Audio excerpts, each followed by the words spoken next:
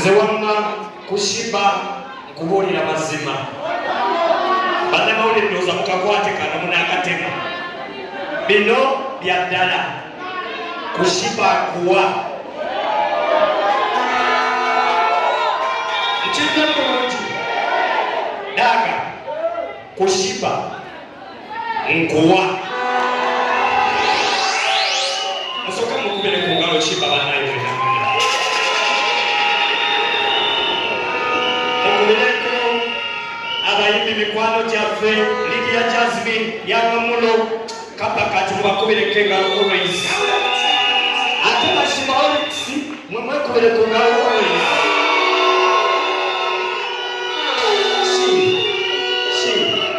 gasene bazabakapa sponsor yakula n'ekintu kyayogedde nekiba kyakabi nnyo ku mutima gwange wamange ennaku z'omwezi nnya nze ne bakyali baffe bonna fetugenda kwebaza tetugenda kulinda kwebaza lunaku lulala tetulinawo olunaku lulala ate tukwebaza oli mulamu tugenda kwebaza ng'okyali mulamu naki ate tugenda kukola bwe tuti tugenda okulabisa paka nganya nga tukuteeka ku kitimba nga tukwogerako nga tukukola buli kimu daga kushiba yakeesa naye kanebaze klabu yamwebale nnyo ku ngalo kale mwenna oba ate ekirala mwe mwana mubeererawo nnyo shiba mumwandiikako ekirala mashiba totya whatever oba bawandiise eki totya nobody news to a bad girl like Shiba. Thank you very much. Nganya tuli cricket over. We're going to roll in my school. Sokoje.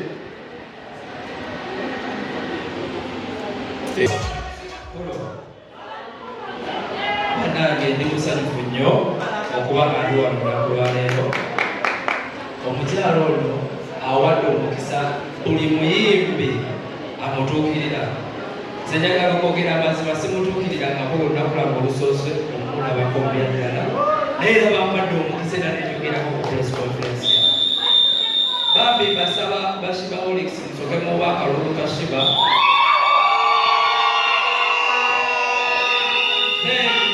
nesaba bannayuganda mu bwetuwaze obw'amaanyi muwagire Shiba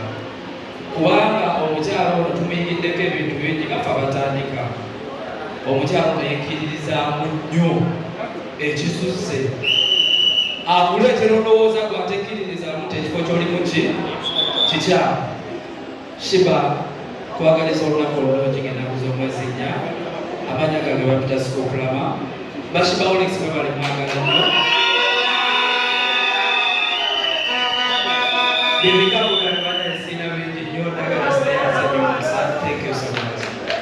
We're scope again of seminary na Simon. It was so good much wanikira omukono n'ogamba ennaku z'omwezi gameka nze gyempa ku bukedde olupapula tujaguza emyaka 3 bukedde TV emyaka 15 bukedde radio emyaka 16 bangambye nti tutambudde ne talent tetusobola kulekerera mu kyalo ono bankisse ettu lya birango bukadde 50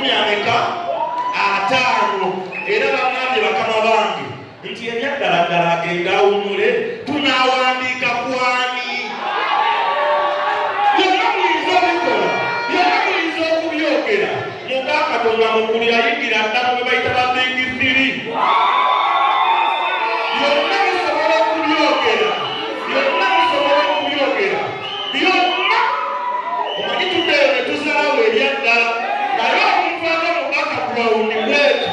n'abeera neyinga basubiri mu paleeriya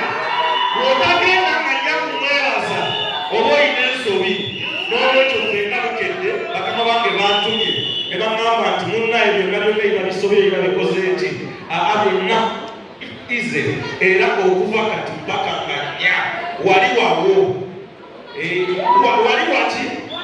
wawe era naawe atulaba ku Bukedde TV ku ssaawa eno saagala obeere muyimbi okukoppa Shiba osobola okubeerayo buli kyokola n'olaba omukyala akugambye teyali wakyaki teyali waaki basobola okukuzaalawo naye okukuzaalawo okwo ebeere pushing stone okufuuka shiba owaleero buli kimu kyokola fenna bukedde tweyama kuwa sapooti yaffe bakama bange kye bagambye thank you so much shiba samali kalungi tweyanziza naye tolina kyolaga otulekeraani akulekeraani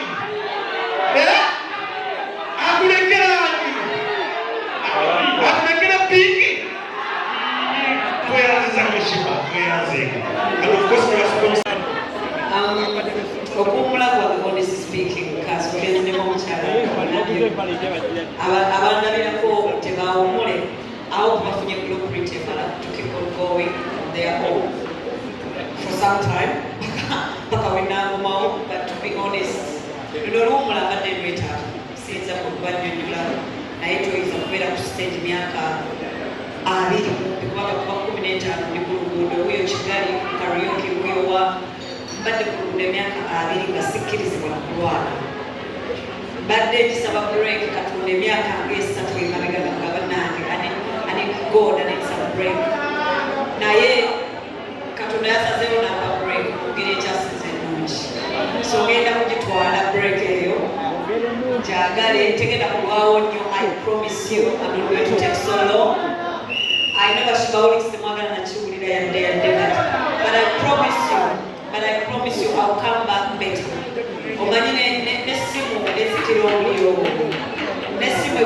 n'amanda gakwamu nga wetaaga ogalo kyanjinga so eyange ekimanyi ekyali ku 95% naye njagala nzijuzeewawo ka 5 akavuddeko njagala ziswitchingeko off a little bit male ngizeeko nga full battery ne kukyanja nkolerako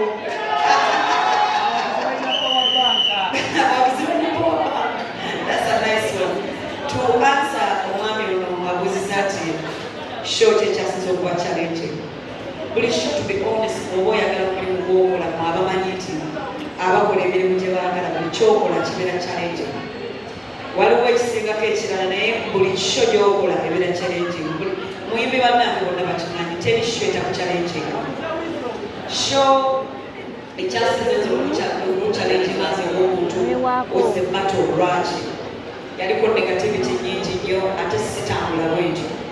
yali etambulira mu kulwana yali etambulira mu bawagizi kwekuba yali etambulira mu bantu kweyawulamu ate zisiri bwentyo ndi mugasisi okusinga obwawula ate ndi mwagazi okusinga hate I spread more love than hate kati eyo sho yanzibuwalira nnyo kubanga yalimu hate nyingi nnyo naye mukama yanyamba nayo nebigwa bulungi buli omu naafuna kyeyali aginoonya n'abawagizi bonna ne bafuna kye baali baagala alhamdulillah ate abaali omumanyi waabwa ne tunyumirwa ne tweyongerayo kati eno ate kyenjagalako is the opposite of that show. It's full of love, it's full of gratitude, it's full of everything I believe in. Love, gratitude, patience, hard work, but most of it all, gratitude. Nze newempita mu kizibu ekisinga obubi essaawa eyo nondamu ekirungi esobola okweyongerayo neneebaza mukama nti nekyo nakyo ekizibu akireese kigemu kyenjigamu ate mbeere beta. So this show is for love. Abayimbi mwenna abalabira ku shiba omukyalo lwe bayogerako nammwe muli welcome. This time mujje mundage love gye mwine eyaddala. Let's share love for Shiba Karungi. Buli muyimbi anjagala, buli bafans abagamba nti ono Shiba Karungi mwagala okuva ku muto w'omutima gwange. This is the last time you're gonna see me for quite some time. I'll miss you. Saagala nange kirowoozaako kubanga ekyokuba nti break enjeetaaga tekitaking away the fact that fuel wange yenna yenna mujja ku stage. Love yange singa njija ku stage. But this break, God gave me this break knowing exactly what He's doing. So I'm going to take it, and when I come back, I'll come back better than ever. Thank you so much.